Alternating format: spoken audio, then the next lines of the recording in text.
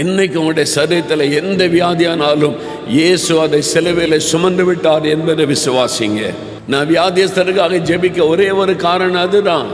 இயேசுவே, இந்த மக்களுடைய வியாதியை சிலுவையில் சுமந்தீங்களே, அதை நினைத்தருளுங்க, உங்களை தழும்புகளால் தொட்டு குணமாக்குங்க.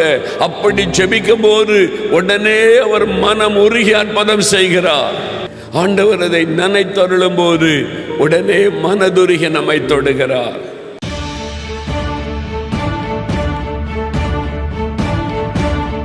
மனிதனுடைய பாவத்திலிருந்து விடுதலை பெற ஒரே ஒரு வழி இயேசு கிறிஸ்துவின் ரத்தம் சிந்துதல் இல்லாமல் பாவ மன்னிப்பு உண்டாகாது என்று வேத வசனம் சொல்லுகிறது.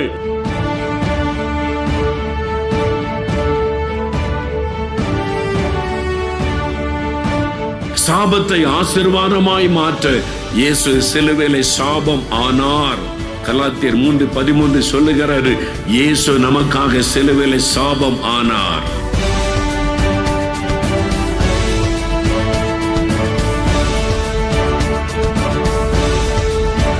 உங்கள் துக்கம் சந்தோஷமாக மாறும். ஆண்டவர் இன்றைக்கு உங்களுடைய துக்கத்தை சந்தோஷமாக மாற்றத்தான் இந்த இடத்திலே பிரசன்னமாக இருக்கிறார்.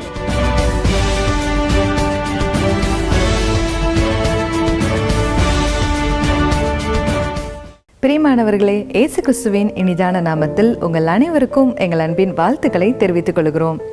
இந்த நாளிலும் விடுதலையின் செய்தி என்ற நிகழ்ச்சியின் மூலமாய் உங்களை சந்திப்பதில் மிகுந்த மகிழ்ச்சி அடைகிறோம்.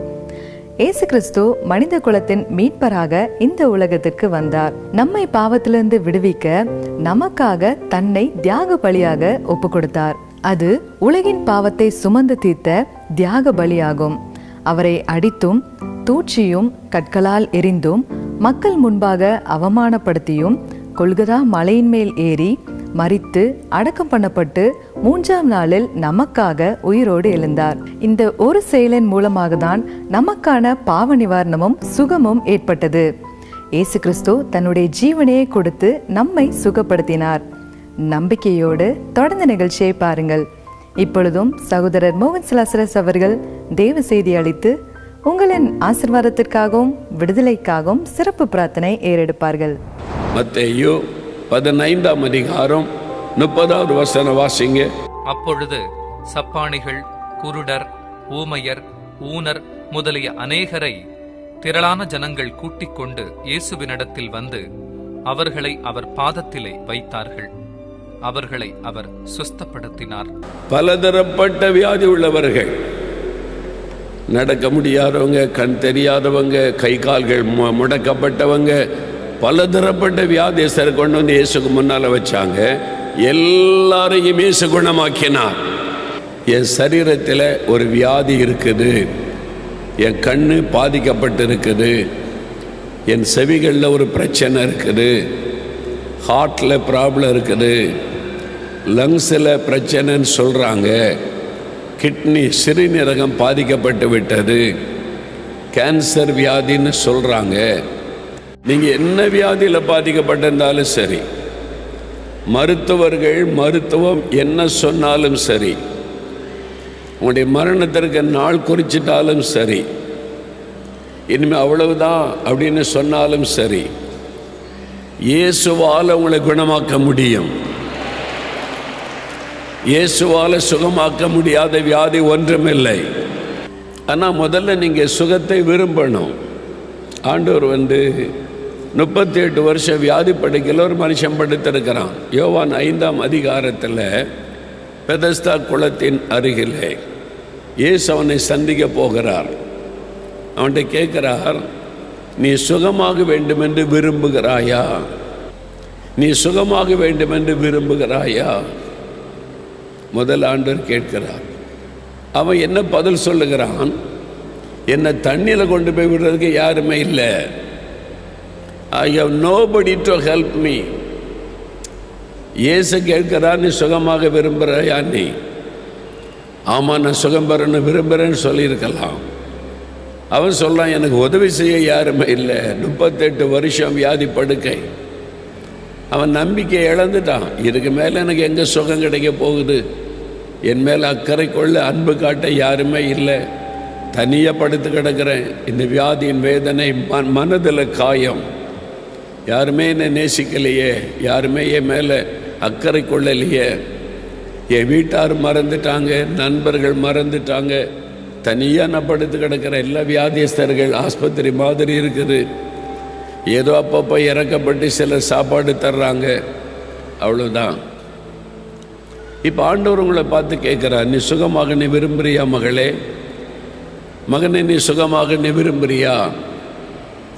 முதல்ல உங்களுடைய இருதயத்தில் ஒரு desire, you must have the desire to receive the healing. ஆண்டவரிடத்திலிருந்து சுகம் பெறணுன்ற ஒரு ஆசை, விருப்பம் உங்களுக்குள்ள இருக்கணும். சரி சொல்கிறாங்க, நம்மளும் கூட்டத்தோட போய் ஜெபம் பண்ணி பார்ப்போம். அப்படிப்பட்டவங்க அற்புதம் பெற முடியாது. இத்தனை பேர் இயேசுவை நெருக்கிக்கிட்டே இருந்தாங்க. ஒரே ஒரு பெண் தான் சுகம் பெற்றாள். 12 வருஷம் பெரும்பாடு உள்ள ஸ்திரீ. நிறைய பேர் இருந்தாங்க, thousands of people.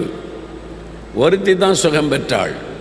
ஏன்னா அவளுக்குள்ள விருப்பம், நான் இன்னைக்கு சுகம் பெறணும், இன்றைக்கு இயேசுவை தொடுவேன், நான் சுகமாவேன், நான் 12 வருஷம் கஷ்டப்பட்டுட்டேன், இன்னைக்கு எனக்கு சுகம் கிடைக்கணும். அந்த விருப்பம், அதுதான் விசுவாசமாய் மாறுகிறது. அதில் தான் அற்புதம். முதல்ல உங்களுக்கு அந்த விருப்பம் இருக்கணும். அப்போ ஆண்டவர் அந்த விருப்பத்தை பார்ப்பார். அப்போ இன்றைக்கு நான் சுகமாகணும், இந்த வியாதி என்னை விட்டு போகணும், இதிலிருந்து எனக்கு விடுதலை வேணும் அப்படின்னு விரும்பணும். அது மாத்திரம் இல்லை, நீங்கள் ஆண்டவரிடத்திலிருந்து சுகம் பெறணும்னா ரொம்ப முக்கியம் விசுவாசம், ஃபெய்த். இயேசு என்னை குணமாக்குவார் என்கிற விசுவாசம். நீ விசுவாசித்தால் தேவனுடைய மகிமை காண்பாய். நீ விசுவாசிக்கிறாயா என்று ஆண்டவர் கேட்கிறார். நீ விசுவாசித்தபடி உனக்கு ஆக கடவுது அப்படின்னு சொல்கிறார். அப்புறம் விசுவாசம், அதை நம்ம அடிக்கடி கேட்டுக்கிட்டே இருக்கோம், விசுவாசம் விசுவாசம் என்று சொல்லி. எதை நம்ம விசுவாசிக்கணும்? நான் சுகமாயிருப்பதை ஆண்டவர் விரும்புகிறார். நான் வியாதியிலிருந்து சுகம் பெறுவது தான் தேவ சித்தம். அதை முதலாவது விசுவாசிக்கணும். எனக்கு சித்தம் உண்டு, நீ சுகமாகணும். இப்போ இயேசு ஊழிய செய்த நாட்களில் பாருங்கள், மத்தேயு 4:24 பார்த்தீங்கன்னா, ஜனங்களுக்கு உண்டாயிருந்த சகல நோய்களையும் இயேசு குணமாக்கி கொண்டு வந்தார். ஒருத்தரை பார்த்த கூட நீ வியாதியோடு இரு அப்படின்னு இயேசு சொல்லவே இல்லை. எல்லாரையும் குணமாக்கினார். பலதரப்பட்ட வியாதி உள்ளவர்கள், நடக்க முடியாதவங்க, கண் தெரியாதவங்க, கை கால்கள் முடக்கப்பட்டவங்க, பலதரப்பட்ட வியாதியஸ்தரை கொண்டு வந்து இயேசுக்கு முன்னால் வச்சாங்க. எல்லாரையும் இயேசு குணமாக்கினார். ஒருத்தரை கூட ஆண்டவர் சுகமாக்காமல் விட்டு விடவில்லை. இயேசுவினிடத்தில் சுகத்தை தேடி வந்த அத்தனை பேரையும் குணமாக்கினார். எல்லாரையும் குணமாக்கினார். குருடர்கள் வந்தால் சுகம் கொடுக்கிறார், சப்பானிகள் வந்தால் சுகம் கொடுக்கிறார், குஷ்டரோகிகள் வந்தால் சுகம் கொடுக்கிறார், திமிர்வாதக்காரர் வந்தால் சுகம், எல்லாரையும் சுகமாக்குகிறார். அதான் இயேசு. அதை விசுவாசிக்கணும். இன்றைக்கு என் சரீரத்தில் இருக்கிற இந்த வியாதிகளை இயேசு சிலுவையில் சுமந்து விட்டார் என்பதை விசுவாசிக்கணும். அல்லேலூயா. மத்தேயு 8:17 அவர் தாமே நம்முடைய பலவீனங்களை ஏற்றுக்கொண்டு நம்முடைய நோய்களை சுமந்தார். இயேசு கிறிஸ்து தாமே சிலுவையிலே நம்முடைய பலவீனங்களை ஏற்றுக்கொண்டு நம்முடைய நோய்களை சுமந்தார். எப்படி நம்முடைய பாவங்களை சிலுவையில் சுமந்தாரோ, நம்முடைய சாபங்களை சிலுவையில் சுமந்தாரோ, அதே மாதிரி நம்முடைய நோய்களையும் பலவீனங்களையும் வலிகளையும் சரீர வேதனைகளையும் அவர் சிலுவையில் சுமந்தார். இதை விசுவாசிக்கணும். அப்ப என்ன அர்த்தம்? இப்போ உங்களுடைய சரீரத்தில் என்ன வியாதி இருக்குது?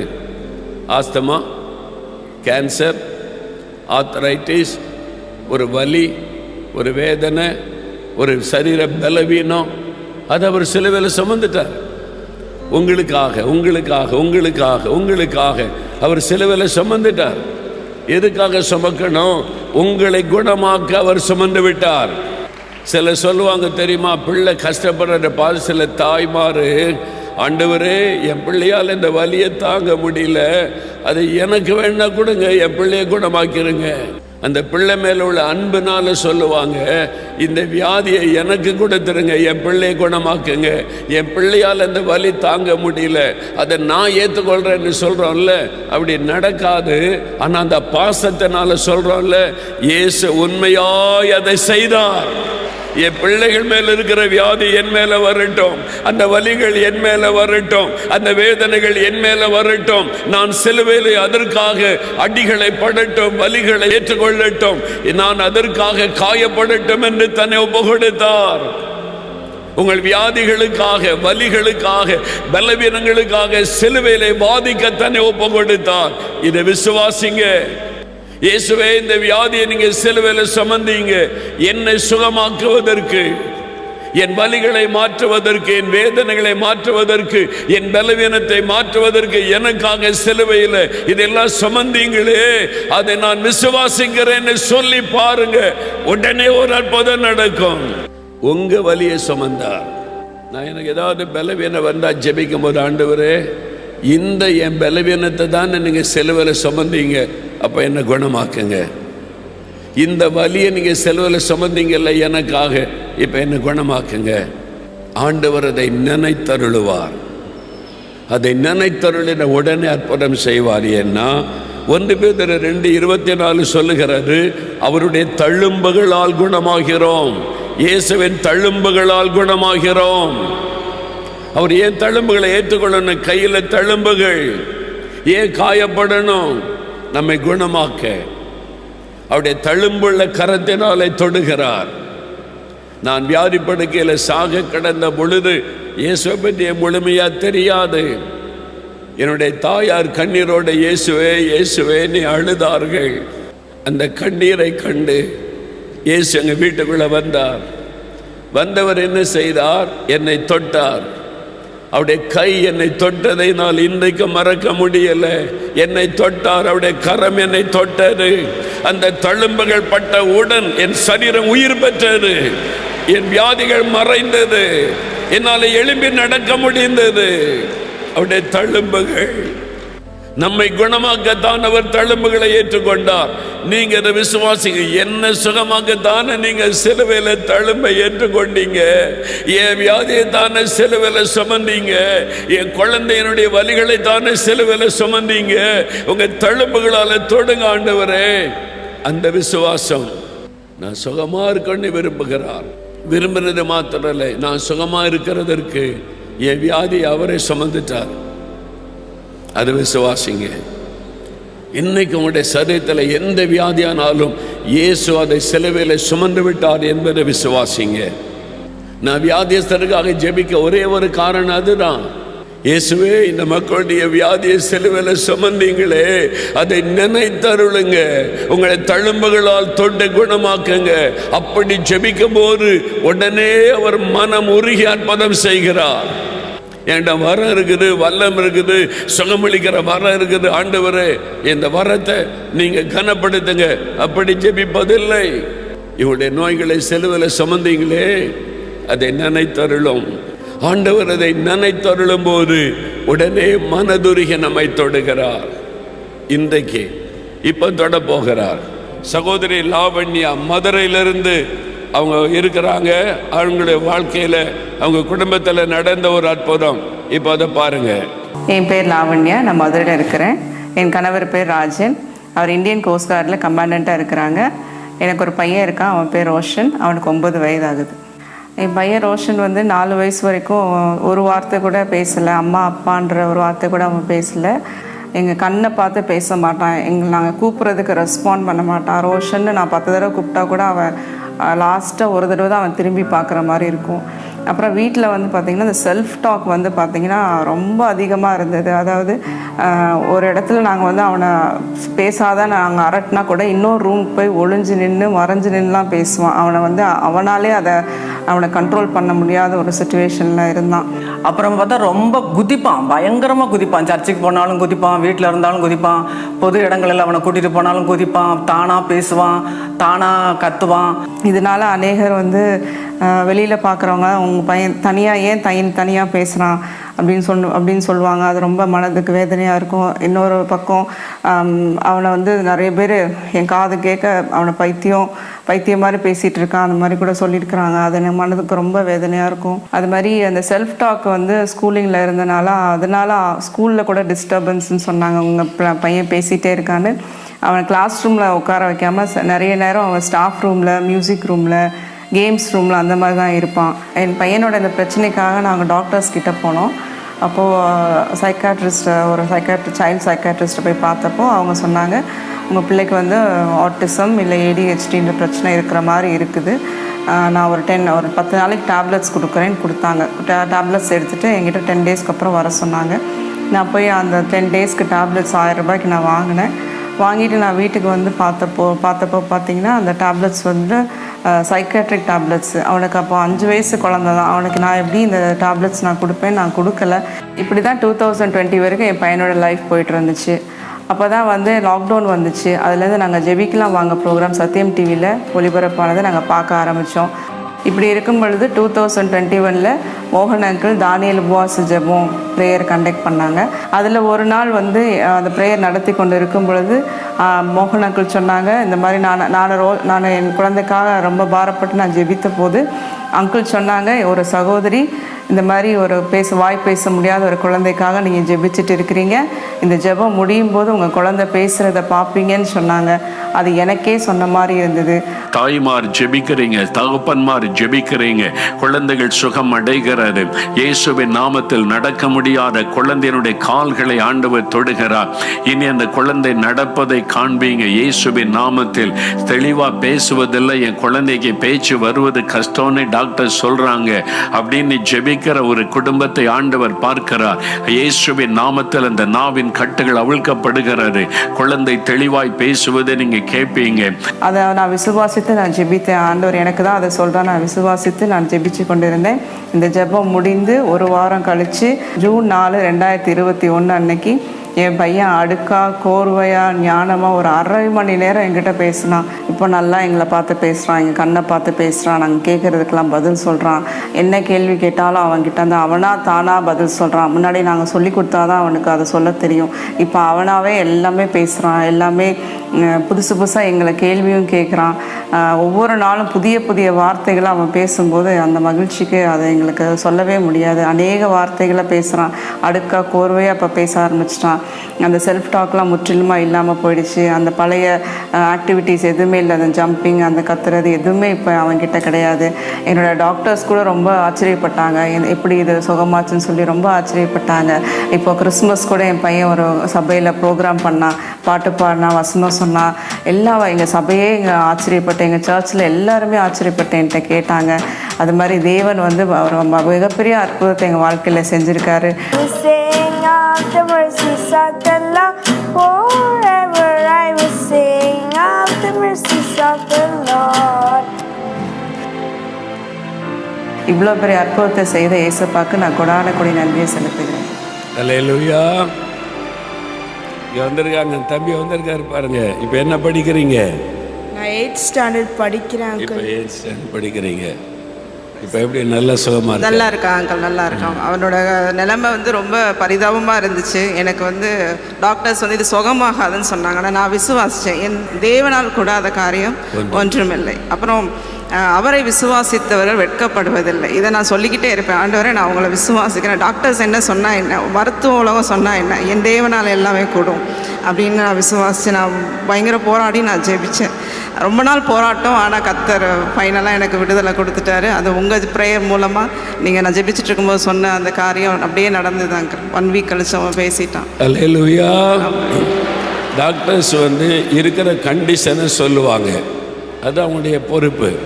ஆட்டிசம் நார்மலாக இல்லை, அவன் பேசுகிறது கஷ்டம், இனிமேல் இது அதுக்கு ஒரு வியாதிக்கு ஒரு பேர் இருக்குது, அதெல்லாம் சொல்லிட்டாங்க. அதனால் அவ்வளோதான். அதை வந்து டாக்டர் சொல்லுவாங்க, தப்பு கிடையாது. இருக்கிற கண்டிஷன் அதை மாற்றக்கூடிய வல்லமை இயேசுவுக்கு உண்டு. அல்லேலூயா. அதுதான் இயேசு, அதுதான் அற்புதம். முடியாததை முடிய செய்கிறவர். அதுக்கு ஆண்டவர் பேசினார், விசுவாசம். விசுவாசிக்கிறவனுக்கு எல்லாம் கூடும். ஆமென். கர்த்தரால் தேவனால் எல்லாம் கூடும் என்பதை விசுவாசித்தாங்க. ஆண்டவருடைய வாக்குத்தத்தத்தை விசுவாசத்தை ஜெபிச்சாங்க. இன்னைக்கு பாருங்க, இந்த தம்பி நல்ல எய்த்து படிக்கிறாரு, நல்ல இயேசுக்கு சாட்சியா இருக்கிறாரு. இயேசுவுக்கு ஒரு உயிருள்ள சாட்சியாய் கர்த்தர் நிறுத்தி இருக்கிறார். ஆமென். அல்லேலூயா. உடைய விசுவாசத்தை ஆண்டவர் கனப்படுத்தினார். நீங்க விசுவாசித்தீங்க வசனத்தை. அந்த விசுவாசமுள்ள ஜெபந்தான் அவருக்கு நல்ல சுகத்தை தந்திருக்கு. கர்த்தர் இன்னும் ஃபியூச்சர்ல ஆசீர்வதித்து இவர் அநேகருக்கு ஆசீர்வாதமா வைப்பார். God bless you.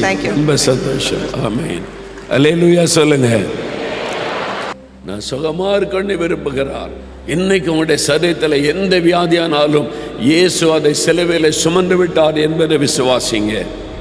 பிரியமானவர்களே, வியாதி வந்துட்டே, இந்த கஷ்டம் வந்துட்டே, நான் என்ன பாவம் செய்தேனோ, உங்களையே நீங்கள் குற்றப்படுத்துறீங்களா? நான் என்ன பாவம் செய்தேனோ, எனக்கு இப்படி ஆகிப்போச்சு அவ்வளோதானா அப்படின்னு நினைக்கிறீங்களா? ஆண்டவர் சொல்றாரு, மகனே மகளே, உன் பாவம் மன்னிக்கப்பட்டாரு, உன் வேதனை நீங்க சுகமாயிரு, நீ அழாதே என்று ஆறுதல் படுத்துகிற தேவன். அவர் உங்களை குற்றப்படுத்த மாட்டார். நீ ஏற்கனவே காயப்பட்டிருக்கிறீங்க. ஆனால் ஆண்டவர் அந்த காயங்களை மாற்றுகிறவர், ஆறுதலான வார்த்தை சொல்லுகிறவர். அப்படி ஆறுதல் உங்களுக்கு வேணுமா? இயேசு ஆறுதலின் தேவன். என் உள்ளத்தில் வாங்கப்பா, எங்கள் குடும்பத்தில் வாங்க, எங்களுடைய காரியத்தை மாற்றி எங்களுக்கு ஆறுதல் செய்யுங்க அப்படி கூப்பிடுங்களேன். அவர் உதவி செய்வார். நீங்கள் அவரை தேடி வேற எங்கே போண்டாம், பணம்லாம் செலவு பண்ண வேண்டாம். இப்போவே இங்கேயே இயேசுவே நீங்கள் ஆறுதலின் தேவன்னு சொல்கிறாங்க, என் வாழ்க்கையில் ஆறுதல் தாங்க, இந்த வியாதியை குணமாக்கிருங்க, என் குடும்ப கஷ்டத்தை மாற்றுங்க, எங்களுக்கு ஒரு ஆறுதலுக்காக இந்த அற்புதத்தை செய்யுங்கன்னு கேளுங்க. ஆண்டவர் செஞ்சிருவார். நான் விசுவாசிக்கிறேன். உங்கள் கூட சேர்ந்த நான் ஜெபம் பண்ணட்டுமா? அப்படியே முடிஞ்சால் முழங்கால் போடுங்க, அல்லது அப்படியே கை கூப்பி கண்ணை மூடி இயேசுவை கண் முன்னால் நிறுத்தி, நீங்கள் எனக்கு ஆறுதல் கொடுக்க சிலுவையில் உங்களையே பலியாக கொடுத்தீங்களப்பா, எனக்கு அற்புதம் செய்யுங்கன்னு கேளுங்க. தகப்பனே, இதோ இந்த பிள்ளைகள், இயேசுவே எனக்கு ஒரு ஆறுதல் வேணும், இந்த வியாதி சுகமாகணும், கஷ்டங்கள் நீங்கணும், கண்ணீர் துடைக்கப்படணும், மனவேதனையோடு பாதிக்கப்பட்ட உள்ளத்தோடு ஜெபிக்கிறாங்க. இவங்களுக்காக சிலுவை சுமந்தீங்க, அடிக்கப்பட்டீங்க, ஆண்டவரே நொறுக்கப்பட்டீங்க, அதை நினைத்தருளுங்கப்பா. இந்த பிள்ளைகளுக்காக சிலுவையில் உண்மை பலியாய் கொடுத்ததை நினைத்தருளுங்க. என்னுடைய பாவத்தை மன்னிச்சு அந்த வியாதியை குணமாக்குங்க. அந்த நோய் மாறட்டும். அந்த மரண வியாதி இயேசுவின் நாமத்தில் விலகட்டும். ஆஸ்துமா வியாதி, கேன்சர் வியாதி இயேசுவின் நாமத்தில் விலகட்டும்.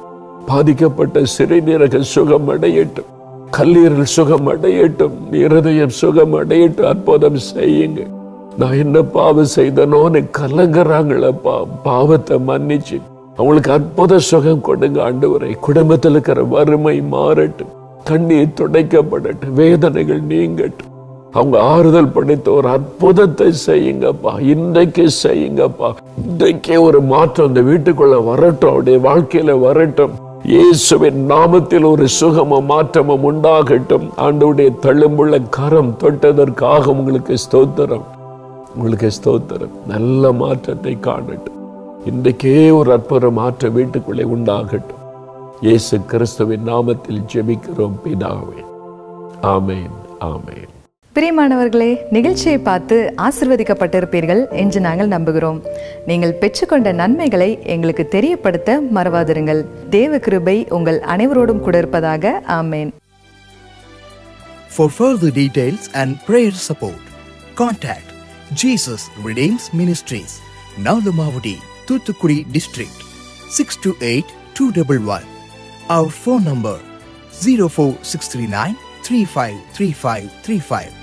info@jesusredeems.org. Our website www.jesusredeems.com. God bless you.